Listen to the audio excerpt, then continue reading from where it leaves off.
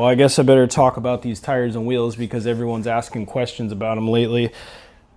They're nothing special. They're just stock. It's the look that I wanted with the truck. I've seen a couple of squares that are laid out on stock wheels and tires, 15s, and they look awesome. These are Steelies, 7-inch stock Steelies. They were sandblasted, powder coated about 2 years ago, 3 years ago. When I static dropped the truck, the coating on them is extremely well.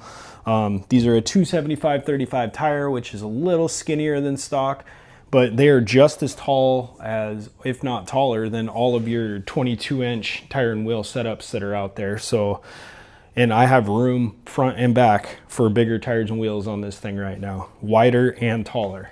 So we have all the room to go with bigger tires and wheels later if we want to, but for right now, I love this look. I think that's what I want to go with. When I was in high school, I had an 86 S10, and I always wanted billet wheels and these big billets. All I could afford was the black Steelies that were on it and the hubcaps, and it was slammed, and it looked good, but I always wanted billets. And now that I'm older, I just want to stick to my roots. I'll stay with my hubcaps and my steel wheels. I love the look of it. If I do go with different wheels on this truck, I kind of have to go with 22-inch Detroits, the white steel ones, because it's a Detroit motor. That Detroit diesel has to have Detroit wheels, I feel like. I do like the look of 22s on these trucks a lot, but I'm going to get this thing out in the wild and driving and see how I like these 15s.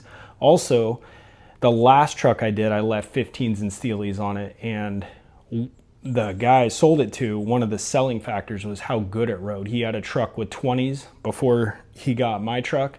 He drove mine and was like, wow, this thing rides amazing. Loved the ride with the 15s.